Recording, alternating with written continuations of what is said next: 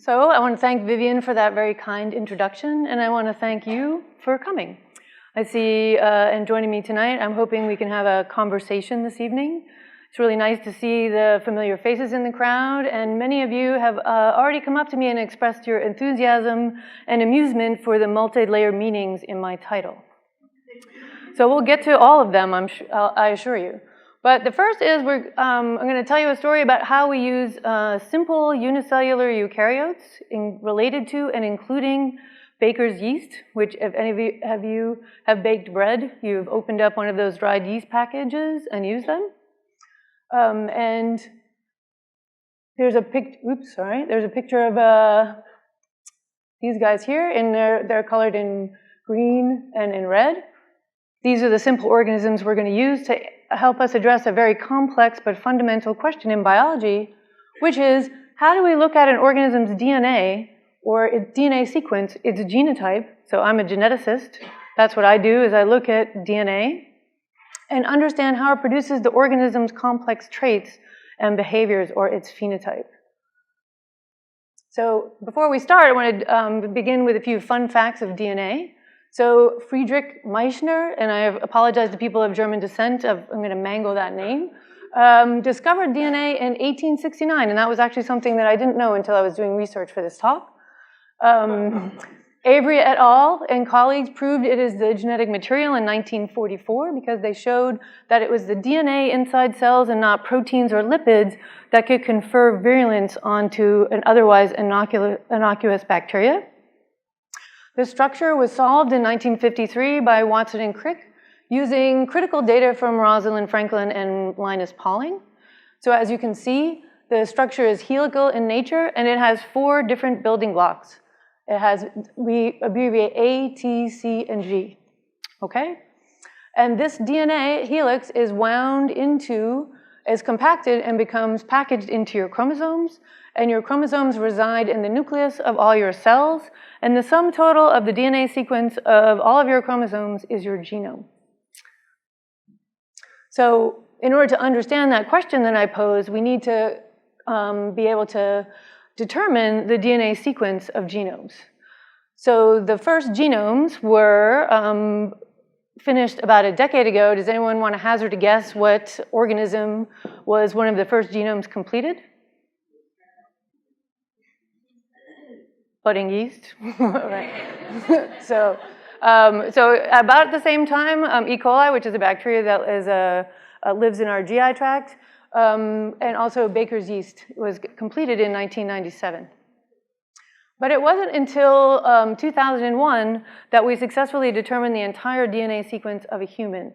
And the Broad Institute was born out of what was called then the Human Genome Project. At the time, it was located next door at the Whitehead, and now we occupy two huge buildings and are 2,000 people strong. So from the foundations of this DNA sequence, that is the blueprint to build a unique you. The DNA contains all the information necessary to encode a person or you or any other organism. So how do we sequence a genome? So at Broad, we have a lot of these guys, which they're called sequencing machines. So in order to sequence a genome, you first have to isolate the DNA from an organism, and then you have to fragment it into sizes that can be read by this sequencer. And the sequencer produces sequences that are denoted by these little bits, these little fragments. And these sequences are produced at random.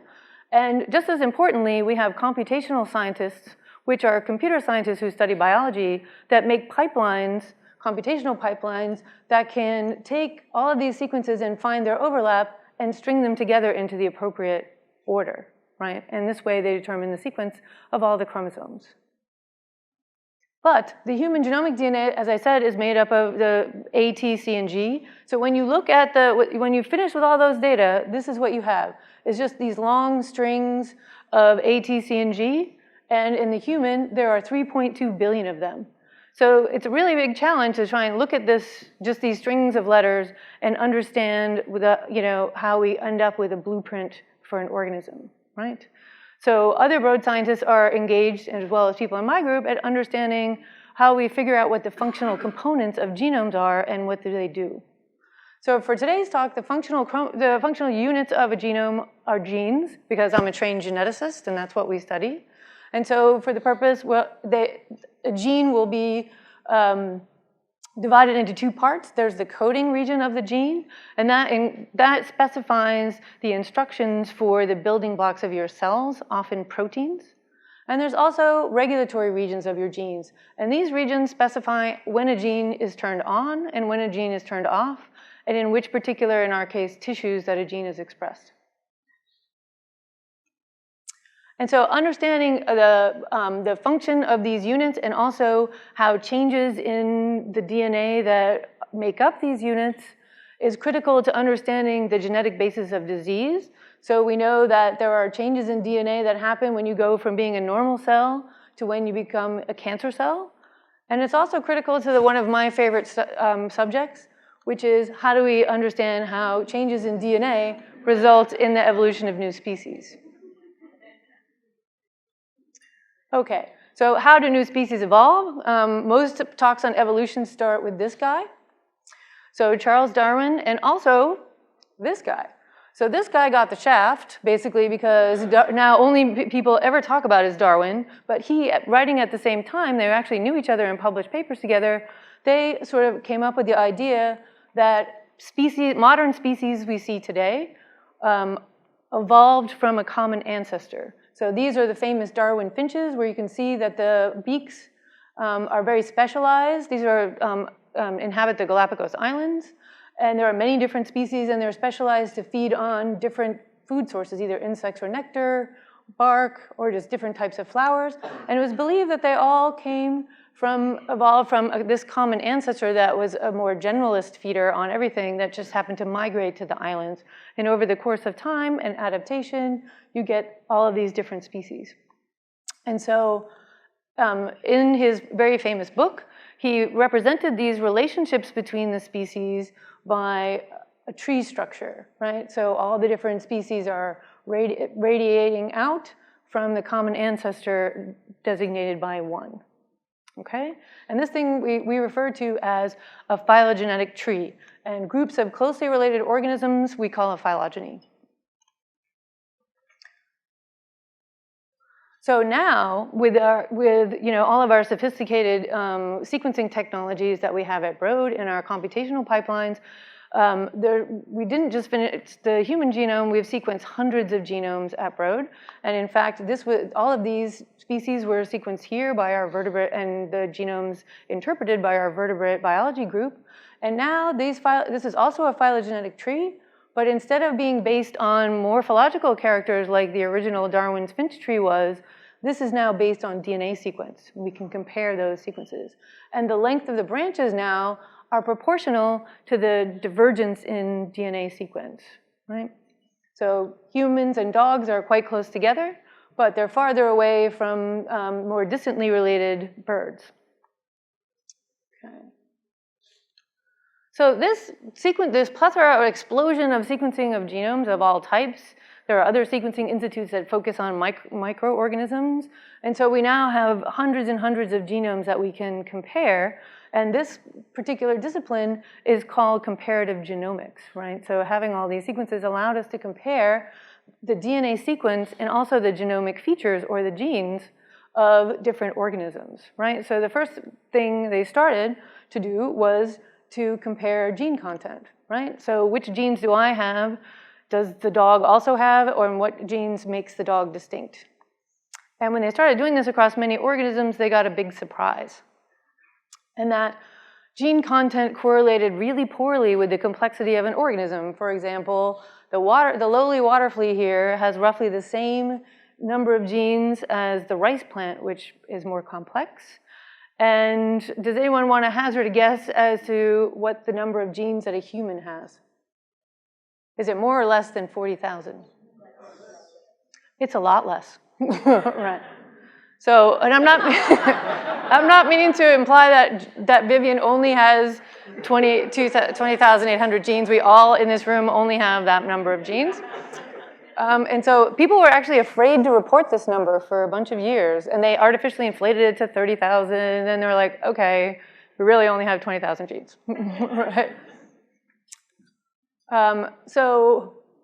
And also a big surprise was in closely related species, right? So, when we compare how many genes that we have in common with vertebrate species, it was greater than 90%. And in chimpanzees, it was like 100%, right? And we're clearly very different. So there was something else going on. So this is where one of the references to my title comes from. There's a paleontologist and anatomist called Neil Shubin. He wrote this really cool book called Finding Your Inner Fish, and it's also a really cool, even cooler, docu-series on PBS. And he illustrates really nicely how this commonality of genes is represented in our ancestors. So we all carry the genomic imprint of our ancestors. For example, this is a representation of the species of fish that crawled onto land. And if anybody ever seen Jessica L. Foldy's really beautiful talk last year on the coelacanth genome, then you learned a lot about that. But what I wanted to point out is that we all have remnants of the contribution and genes of this organism, and that the structure of the limbs is conserved in modern vertebrates, right? So if you trace the arm bones, they look slightly different, but we kind of all, even us, have similar arm bones, right? So we have the same genetic toolbox. Oops, just jumping ahead. Back to my inner yeast analogy. So even a simple organism like yeast, which has only 5,800 genes, and again, we have about this many, surprisingly, the overlap is about 26%. So that's quite a lot of genes for a very large evolutionary distance, and we all are sort of organizationally very different. But a lot of this overlap encodes really essential genes, so really the basic functions of our cells. So these include the ways we metabolize carbon. So glucose is the favorite sugar of all cells. So most of the food we eat gets transformed into glucose, and then this is also metabolized, and there's all of these enzymes that are encoded by these genes that we overlap with humans. It's completely conserved. The other thing that was really conserved is the genes that control the cell division cycle. So the yeast divide like this. We have a DNA replication, the chromosomes segregate in mitosis, and then we go back. Our cells do exactly the same thing, and in fact, this was all worked out originally in yeasts, and the researchers a few years ago got the Nobel Prize for doing so.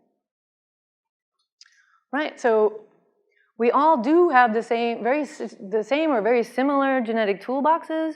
So if it's not the genes we have, then it's likely how these genes are expressed that is responsible for the different phenotypic characters. And what I mean by expressed is when genes are turned off or on, and in which tissues and other specialized cell types that they get turned on, right?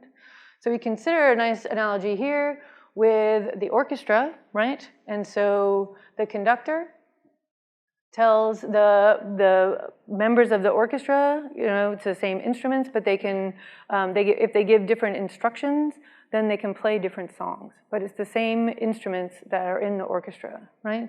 It's the same. We have genes that control the expression, or whether they turn them on or turn them off, of other genes. And it's likely changes in these control genes and also the regulatory regions of these genes that give rise to all of the diversity of phenotypes that we observe in nature. Okay. So in order to understand gene expression and some of the data I'm going to show you in a little bit, I'm going to have to digress and give you a little primer on the central dogma of biology, which is that we've already discussed, your genes are in your DNA.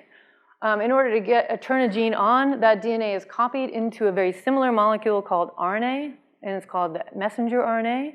And this RNA gets translated into proteins which carry out the functions of your cells. So if we want to measure the expression of genes, and for the experiments I'm going to show you, we can measure the amount of RNA that gets produced from each gene, right? And because we're an institute that likes to sequence things, so just like we sequence the DNA, we sequence the RNA. So it's a difference between DNA-seq for genomes and RNA-seq for gene expression. So if we want to understand how we get all of these diverse species now, it's not the genes that we have we need to compare. We need to compare gene expression across species and understand where things are conserved and where they have diverged to create new things. Okay? So actually, I'm skipping ahead here. Because it'd be really great. We all want to know, understand this in human biology, but this is a very complex problem in order to be able to compare gene expression across so many species, to understand how you get these new characters. And plus, for multicellular organisms, you would have to compare the gene expression across many, many tissues. And in the case of humans, it'd be really difficult to get them to donate these tissues. I don't think people would really want to say, hey, here's a chunk of my brain, and then you can sequence it. So what we can do is we can turn to the yeasts, right? And so yeasts, this is a group of related yeast species, just like I showed you the related vertebrate species. And they have a lot of advantages. We have the sequenced genomes of all of these yeast species. They're easy to grow and manipulate in the lab, which is great if you're trying to learn how to do something. And they're a very diverse group, and they span over 300 million years of evolution. So that means that the last common ancestor of all of these yeast species lived about 300 million years ago. And that was a long time ago, even before there were flowering plants and things. And so they have a very simple body plan like you've seen, but despite this, they have a series of super interesting phenotypes. They're not as pretty as dogs and elephants, but they do have interesting things that I bet most of you know and love. So this guy here at the very top is the Saccharomyces cerevisiae. That is the common baker's yeast, right? And the common baker's yeast and all of these other species that are colored in blue do a very interesting thing with their carbon metabolism. So when they metabolize glucose, they produce lots of carbon dioxide and ethanol, right? And the carbon dioxide is really important for breaking bread. So the carbon dioxide release causes the bread to rise, right? And ethanol is really near and dear to a bunch of us, really. But another thing that this fermentative metabolism is used for is in the making of chocolate, right? So this is a very freshly harvested cacao bean, and then these are taken and fermented, and then dried, and then they produce these nice, rich, dark chocolate beans and the characteristic flavor of chocolate. So without the fermentation, it doesn't taste like chocolate at all, right? And there are other interesting phenotypes. For example, my personal favorite, for those of you who know me, it's no surprise. This blue moon yeast is what they call an unfiltered beer, right? The haze, the yeast is still in there, and the carbon dioxide is made by the yeast, right? So this is no extra CO2 is added. All the carbonation in this beer is made by yeast, and of course the ethanol. But another thing that I found really interesting is that the type of yeast you use for brewing also imparts the distinct flavor that you have in the beer. When I was a graduate student, I did a really nerdy thing. I brewed 10 gallons of beer and inoculated and separated into 1 gallon chunks and inoculated with 10 different yeasts. And then we had a tasting, and they all tasted vastly different, right? So it's very interesting phenotypes. I'm going to save this for later. I don't want to lose my place. Okay. And finally, the last thing is that about 2 weeks ago in a premier scientific journal, Cell, there was a paper published by our friend Rachel Dutton's group at Harvard University that showed, and it was all about the microbial communities that are important for making different types of cheese, right? And so this is what yeast looks like when it grows on plates. It grows in these little patches. And so this yeast here, Cluveromyces lactis, is a major component of these microbial communities. Okay. So we have lots of cool phenotypes, and This is really great for the food science industry, right? And actually, we're as a special part of the reception this evening, we're going to have, it's a yeasty flavored theme. They're all information placards about how yeast has created your favorite foods. But that's not why the National Institute of Health pays my salary, right? So it pays my salary because, as I already talked to you about, we share a lot of genes in common with yeast, and we can learn very complex problems in there. But there's another historical landmark discovery that is very relevant, which is this guy here, Otto Warburg, discovered that cancer cells, just like our yeast cells I talked about, also adopt a fermentative metabolism. So let me explain. So we have our unicellular organisms, and whether or not there's oxygen around, the fermentative yeast will make ethanol, as we've discussed, and biomass. They can do this other type of carb metabolism, which is called respiration, which you completely metabolize it to its component parts, CO2 and water. But they only do that when then they run out of nutrients, microbes. Our differentiated tissues, when there's oxygen around, they do that. They respire glucose to the complete component parts, and that releases a lot of energy, and that's great. They only do fermentative metabolism. Our cells produce lactate instead of ethanol, but it's the same process, and all the same enzymes are conserved, except for one, the final one in the chain that makes either ethanol or lactate. Whereas in rapidly growing tissues, and this is what he discovered, and also in cancer cells, whether or not there's oxygen present, they do very little respiration, and they do almost all fermentation. And this was discovered in 1922, and we still don't really understand how and why they do this. Okay. And this title I stole from like a title in The Guardian magazine. I wish I had thought of it myself, but I have to give credit. Right. Okay, so in our yeast studies, what we decided to focus on was understanding the gene expression changes between the fermentative yeasts, which are in blue, and the respiratory yeasts, which are in red. Okay? And actually, these guys can do a little bit of, the ones in red can do a little bit of fermentation, but this guy doesn't do any, just completely respiratory. And interestingly, baker's yeast and these guys down here are very distantly related, but they also have a fermentative phenotype, and that's what we call an example of convergent evolution. So the same thing has evolved twice. Okay. So in order to do our experiments, we needed to build some tools to do it. And so we built a platform at Broad where we have experimental parts where we can measure different things in cells. And for today's talk, we're just going to focus on measuring RNA levels. And then we also have developed computational tools that help us analyze these data. And for the purpose of today, we're going to talk about the last one here, which is Arboretum, right? So the measuring RNA levels we do just by sequencing now, but Arboretum is the computational pipeline, has some very special properties that allow us to do evolutionary analysis. The first is that it's, as its name suggests, is it uses the tree structure when it organizes all of the expression data, right? So our expression data is RNA levels, and it clusters them into groups of genes with similar patterns, right? And in each species. So it organizes them within each species first, and we call these groups of genes with similar patterns modules. So we call them expression modules.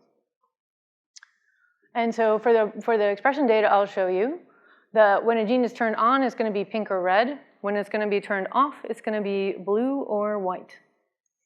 And so to show you how Arboretum works, we have our simplified species tree. We have our species that are alive today, species X, Y, and Z. And we have, with Arboretum will organize into 3 different expression modules, and it does that in each of the different species. They don't always have to be the same number of modules in each species. Then we can find ones that look similar and then ask what's conserved about the expression patterns and what's diverged about them, and try and understand how we get a new phenotype.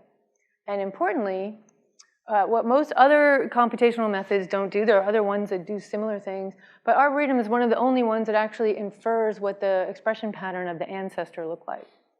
So that's really helpful for trying to understand how you went from one thing in the last common ancestor and it evolved to have a different expression pattern in the modern day species, right? Perhaps a change that, changes the beak structure of a bird, right? So we did a very simple experiment because it was going to be a hard problem to do all this. We just looked, and we were interested in carbon metabolism differences.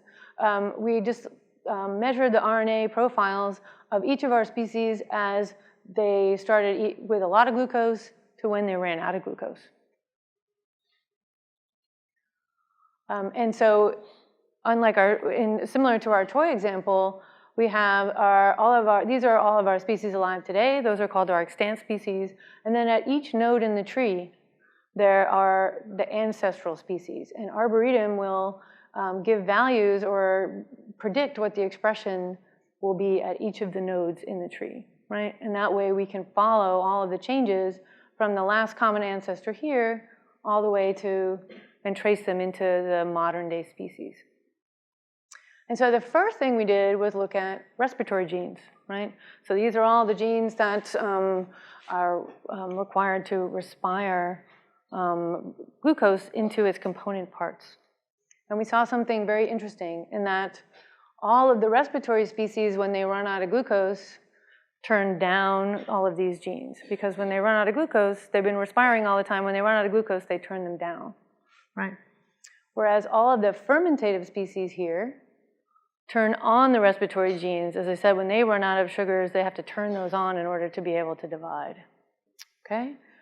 But what we wanted to ask was, was the ancestral yeast, was it a respiratory yeast or was it a fermentative yeast? And we can see that we have expression prediction for A14, which is the last common ancestor, it's cartooned here, and that the ancestor of all of these yeasts was a respiratory yeast, right? And that was, I was really happy to see that. And the person who developed the algorithm was like, really, is that good? And I was like, yeah, I think it's really interesting because that's what people think, is that a long time ago, before there was flowering plants, then all of the yeast species were respiratory.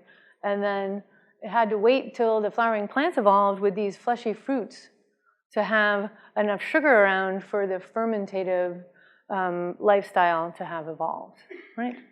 So this ancestor that lived 300 million years ago was a respiratory yeast, and we thought that was great. For only a few years of work in the laboratory, we got 300 million years of results, and so that's really good. So this, we wanted to look at these genes because we thought, well, if they're between these two different carbon lifestyles, they probably would be rewired, and we can see actually which genes are and begin to understand how you do that process. But we've also got a surprise.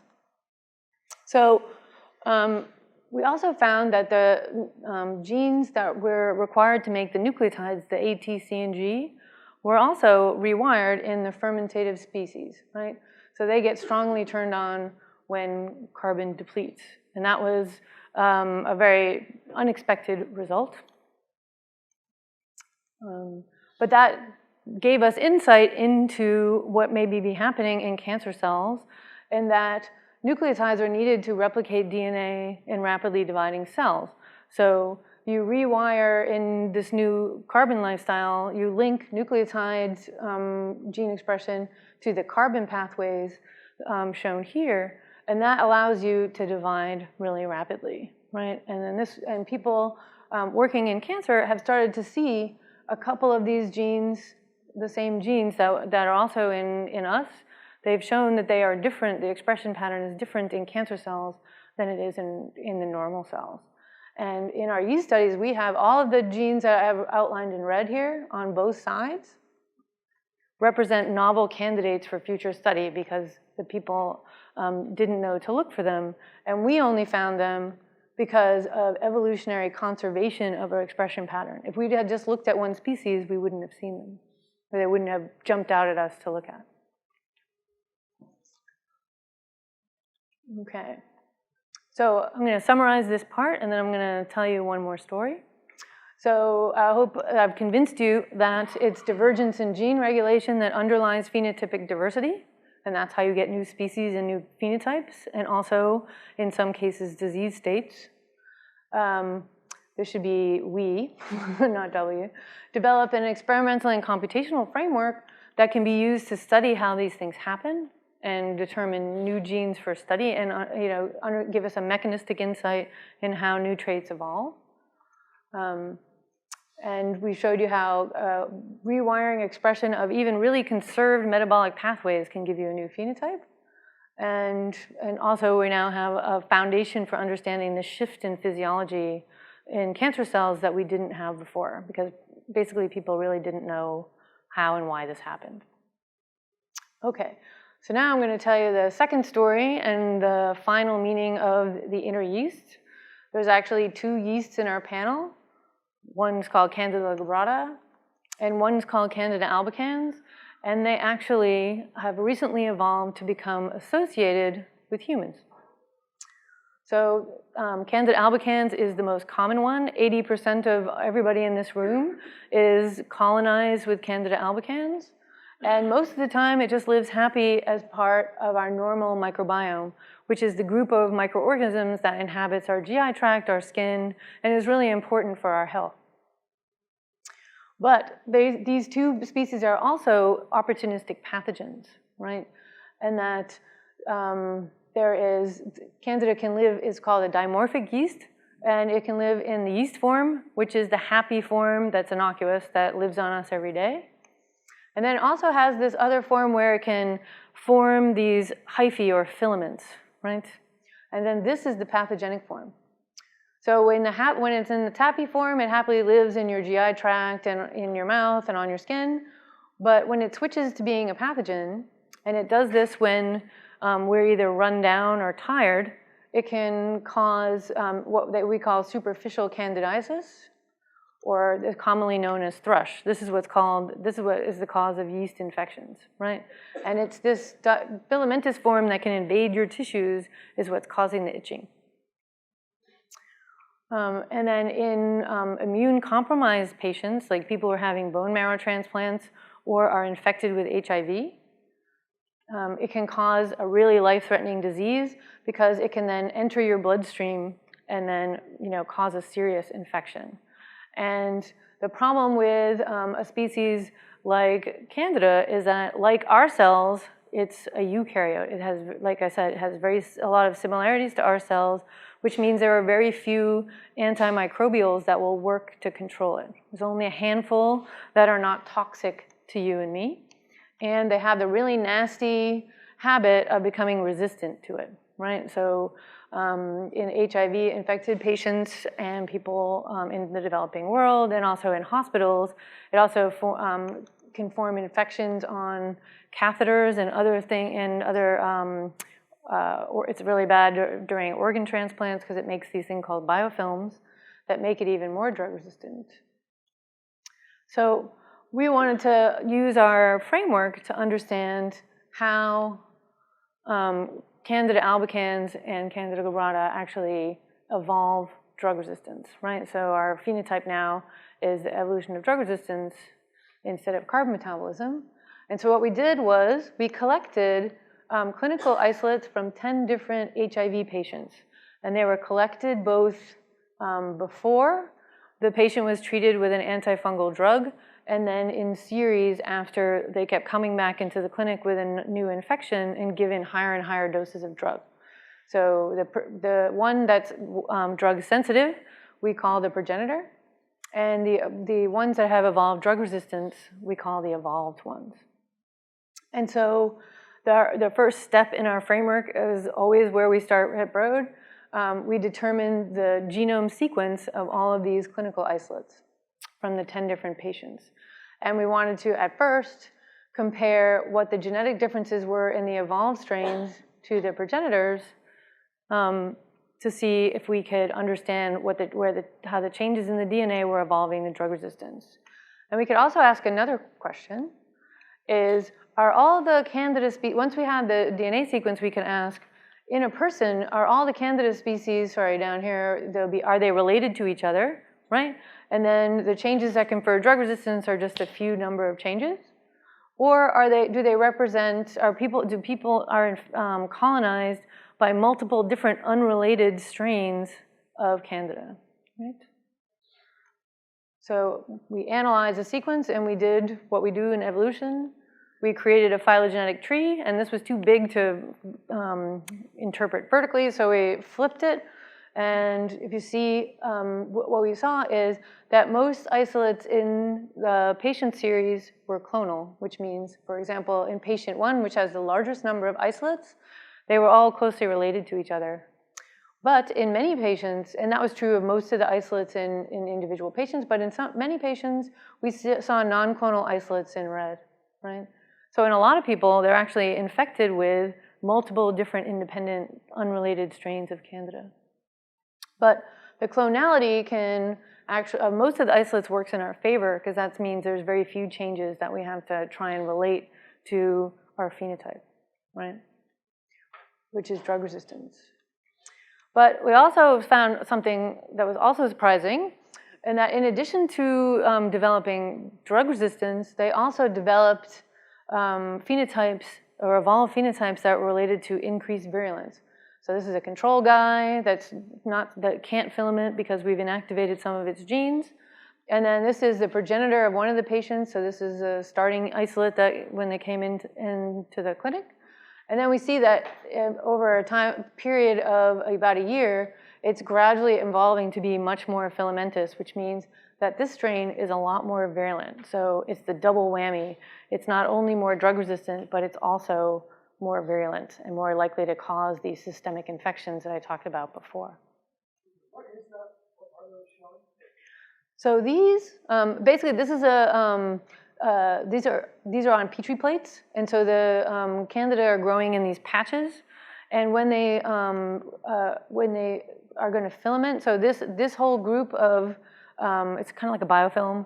This whole patch of yeast can't produce any filaments, whereas many of the cells in this patch are producing filaments, and they're spreading out over the Petri plate. And then this guy is just crazily filamentous, and if you look at the whole patch on the Petri plate, it looks furry like this, which means it's all filamentous. If we were to look under the microscope at individual cells, you'd see that they're all filament, and I have some movies that'll show you, the yeast horror movies, we call them, that'll show you what that looks like. Okay. So now we wanted to understand, so clearly not only is it just drug resistance like bacteria evolve, but they're also evolving other phenotypes that are bad for the host, right? So we wanted to understand both the drivers of drug resistance, but also pathogenicity, which means we have our DNA sequences, we want to figure out which of the changes are responsible for this and which of the changes are responsible for that. And so we want to understand the switch between the yeast form and the pathogen form, and of course drug resistance, as I've been saying, but also virulence. They're switching, like that one patient series I showed you, they're much more filamentous and more virulent. So in order to do that, unlike a previous study I talked about where we just grew the yeasts up in Erlenmeyer flasks in the laboratory to do our experiments, to just look at the consumption of glucose, in order to understand all of these interactions, we really need to do it in the host, right? So it's unlikely that any of you are going to volunteer for an experiment where we infect you with drug-resistant Candida.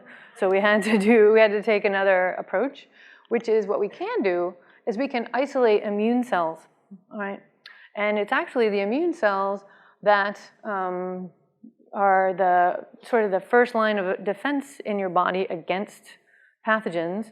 And in the case, as I'm going to tell you, these immune cells are going to be macrophages. And so these macrophages now they're part of what's called your innate immunity, and their job is, these are motile cells. They move around and they crawl around your tissues and your bloodstream searching for pathogens. And when they find a pathogen, they eat it, right? So they engulf it, and then what they're trying to do is they're trying to kill it, right? So they have a method of releasing oxygen-free radicals to try and kill the pathogen. But they're not always successful, and sometimes, as you'll see in this movie I'm about to show you, well, not this one, the next one, is that the host loses, right, and the pathogen wins. So we really want to understand what's happening in both the macrophages and the Candida when this happens, right, and also when that happens. And in our clinical series that have evolved isolates that are doing this more, we want to be able to trace those changes and link them back to the phenotype. So let's see. I'm a little technically challenged, but I'm going to show you this movie, I hope. Okay, so our yeasts are marked so we can actually monitor the outcome of what happens. So these are in the Candida in the happy yeast form, and they're marked with what we call yellow fluorescent protein that cell biologists stole from a jellyfish, and we use it all the time in biology now. They're also treated with a dye called Frodo Red that's pH sensitive. So this guy has both the YFP and Frodo Red, but the Frodo Red only gets turned on when it gets engulfed by a macrophage. And actually this is a still of that. So this macrophage has eaten this Candida and now it's red, right? And then the macrophages we stain in blue. So we can keep track of when it's just a macrophage, when it's just a yeast, and also we can keep track of when the macrophages have eaten, and we distinguish these by the colors. And so now I'll show you the yeast horror movie. And in this case, the horror is going to be on the yeast part. And so the macrophages, these are two that have engulfed the Candida. And in this case right here, the macrophages won. It sort of extinguished the Candida, and it's no longer green, right? That's how we know it's won. This one is still working on it. It hasn't really completed it yet. And these, you could see that in the presence of the macrophages, the Candida is like becoming super filamentous, and it's actually really hard for the macrophages to eat them when they're in this form, which is why we think that these yeast species have evolved to be able to do this. Okay. And so this is the horror movie for the host now, and now I'll show you what happens when the Candida wins.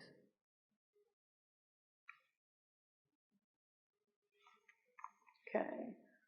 So the macrophage has eaten this guy, and it's still green, and it's now filamenting, and it's busting out of the macrophage, and will eventually kill it if the movie ran long. Yeah. So we saved the poor macrophages, you know, for its family. Okay. So in order to really understand this process, we want to be able to do two things. We want to be able to observe this process, and we want to be able to separate the two outcomes very easily and in a high throughput way, because that's what we do at Broad, high throughput stuff. So I want to tell you just one thing, is that even within a single genotype of Candida, right, as we showed you in the two instances, that was the same genotype of Candida, you get a range of outcomes, and we can quantify that by live microscopy, right? The same live microscopy that we use to take those movies. And we can see that on this case, we see a range of, there's cases where there's pathogen growth. There's kind of guys that are still over this same time period, still trying to work on it. And then the flat line here is when the pathogen has died, right? And so this is our super fancy system that we're developing to be able to do a couple different things, which is observe single host pathogen pairs. And we have this fancy microscope with a fancy camera that we call Big Bertha that has very high resolution that we can monitor what's going on and track it automatically.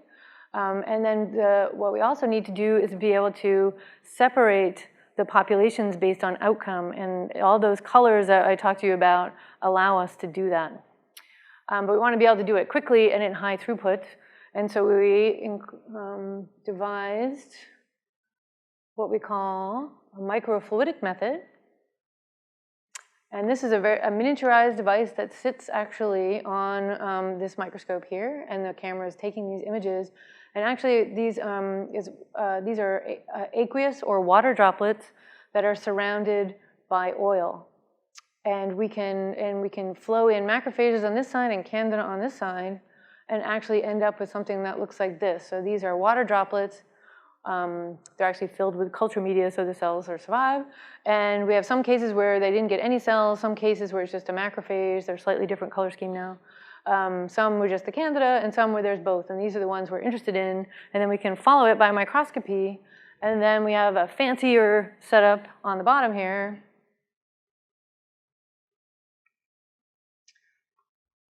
Which is a fancier device. And now you see the droplets can come in, and in this, using this device here, which is a photomultiplier tube, we can sort them into one channel or another based on the colors or the fluorescence that are in the drops. Okay. So last slide. So now, what we're going to do now is we're going to use our fancy droplet microfluidics to separate the populations and microscopy to monitor the phenotypes. We're going to isolate populations depending on outcome, and then we're going to sequence the RNA both from the host. So we're going to sequence the macrophage RNA, and we're also going to sequence the Candida RNA to figure out what distinguishes these two populations, right? And then if we do that, we hope to identify determinants of outcome. We'll understand how the macrophage wins, and then we'll understand how the Candida wins. And in this way, we want to have new technologies and approaches that allow us to better dissect and understand this heterogeneity, and with the goal of creating new therapeutics, either more antifungals or therapeutics that actually help the macrophages win. And the last slide I'll give you a shout out with, now we're applying our framework, now that we've learned how to do it. This is the mobile of the 29 mammals outside, and we're collaborating with our vertebrate biology group to look at RNA-seq from 9 different tissues and 12 different mammals. You can talk to me afterwards of how we're getting all the samples from humans. And so that's where our story ends. And I'd just like to quickly acknowledge the people that did the work. There's a huge team of people that collected all the experimental data. And Shushmita Roy, when she was a postdoc in the group, actually developed the Arboretum algorithm.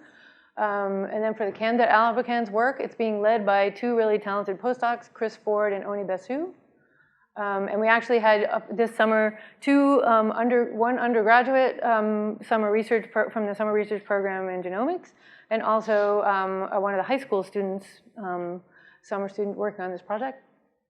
And a lot of other people who help with the gizmos, the mammalian folks that we're collaborating with, and of course, as you can see, because our name is repeated across all of these, our group leader, Aviv Regev. So I'll thank you for your attention.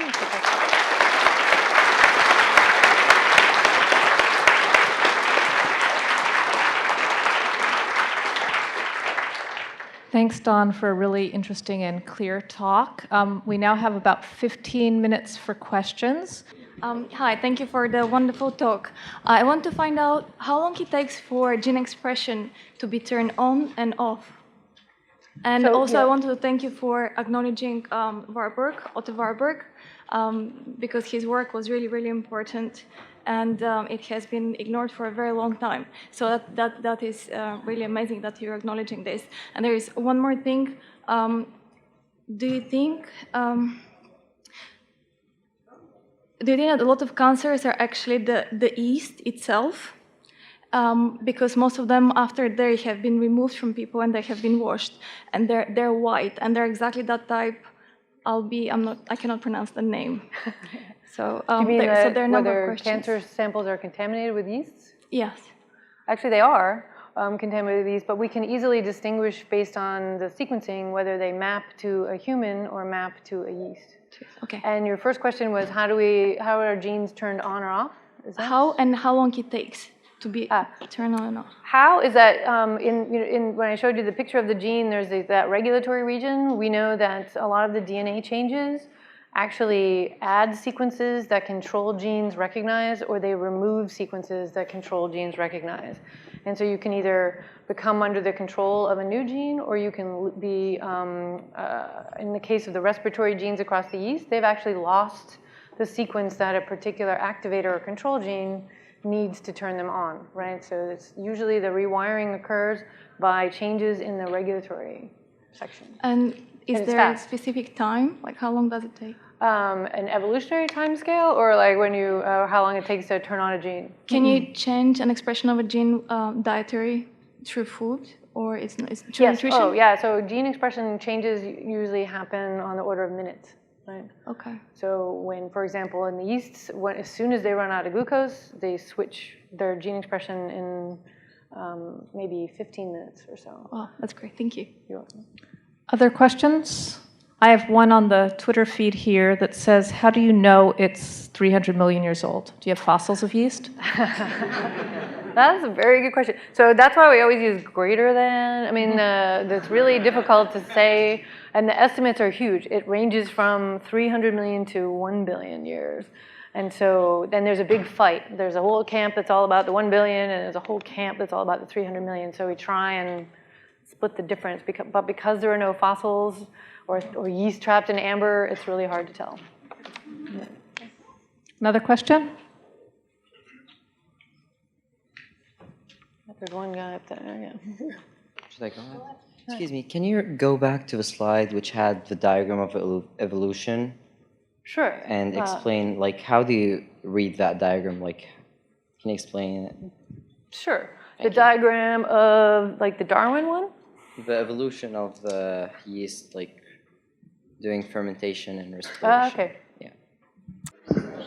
So you mean, like, how the rewiring things happened here? So actually, what I was just talking about is these guys here are all controlled by a certain control gene. We actually have a whole project on this very thing. And it turns out that the regulatory regions of these genes have lost the sequence that control gene recognizes.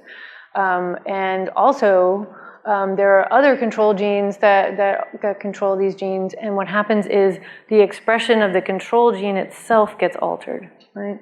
So it's two different mechanisms, is that you lose the sequence that allows you to be turned on or off by one thing, and then the gene that turns you on or off also changes its expression, right?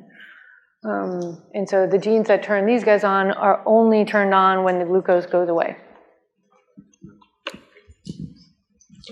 I was wondering what controls the control gene. That's a good question, right? And so it's a sort of a chicken and the egg. So there are various factors that control. So your DNA is unlike I showed it. It's not naked, and it's actually, when it's compacted into your chromosomes, it's wrapped around these proteins called histones, right? And it can either be wrapped really tightly around them, or it can be wrapped loosely around them. And there are other enzymes that are environmentally responsive that control how tightly or loosely that your DNA is packed, and that controls the accessibility of whether the control gene can bind the regulatory region or not. So it's really a cascade that begins with the external environmental factor and goes through a whole series of events until you get to the gene. Question over here. Yep. Oh, hi. Oh, hi. Thanks. Is there a continuum of expression between on and off, or is it off, on? That's it. Yeah, so in order to make it simple, we just use on or off. But yeah, so we can actually, expression there's a whole continuum of things, and it can be very dynamic in terms of time and actually across tissues. And so there are many different expression levels, and thankfully, our computer scientists who make these algorithms can actually quantify very well all the full range of expression values, and they do occur, and the only thing that limits us is our technologies in order to be able to detect the levels, really. So that's usually the limiting factor, is the technology, not the actual gene expression itself. Okay. Okay, question over there. Hi there. Whoa, Hi. that's a lot louder than I expected. I had a question about recombinant production of proteins using yeast. I know yeast are a great candidate for this because they're eukaryotes. You could stick the genes right in. They're very easy to culture.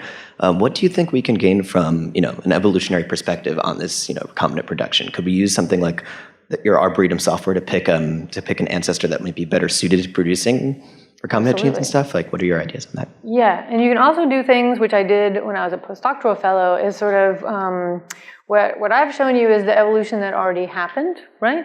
In most cases. But what we can also do an evolution experiment in the lab, right? So you can start out with a yeast cell that doesn't do very well at making your protein, and you can apply selection pressure, right, and serially passage it and keep applying this pressure, and you'll be able to evolve in the laboratory yeast strains that will be able to make your protein much better. And then, when I was a postdoc, we did not have this available because the sequencers weren't, fancy enough yet. And so I was able to evolve, yeast with all these cool phenotypes, but it was not able to understand why, because it couldn't go back and sequence the genome. Now you can actually go back, sequence the genome, and find the changes that help you do this thing, right? And you might be able to find those same changes in other yeast species that might help you, or combinations of things that might help you. Okay, thank you. Great. So the next question is also from the Twitter feed from Snangi. He says, for HIV patients who have multiple clones, do you think there's something in the environment that favored these clones? If yes, what? So I think one thing we can look at is that, and it's a new field, it's called population genomics. So now the patients came from different regions of the world, right? And so it turns out that if you go and run around and collect samples from all over the world, you can find different strains of the same species that are genetically distinct. And so I think if we went back and looked at the patient data and figured out where these people were from and matched it with sequencing of strains in their area, we'd be able to trace where these things came from. Thank you. One last question for Dawn. Hi, I'm curious. Oh, yep, I see what you're talking about. I'm curious what sorts of things, the drugs that you talked about that can target yeast as opposed to not being too toxic to human cells, what those generally target, and if you've found any potential novel targets for therapeutics in your research so far. So the one thing that the yeast, pretty much the one drug that's not toxic to people, targets this molecule that's really related to cholesterol. So our cells make cholesterol, and that's required for our membranes and the structural integrity of our cells. But yeasts make this thing called ergosterol. It's a very closely related molecule, and it functions in much the same way, but it's different enough that it's distinct from our cells, and that's what that drug targets. And not yet on the second one, because it's a very new project, but we'll keep you posted. So as Dawn mentioned, we do have a reception outside. It's a special one because we have placards telling you of all these great things that yeasts can do. So please join us and get some food and learn about the great yeasts. And let's thank Dawn Thompson one more.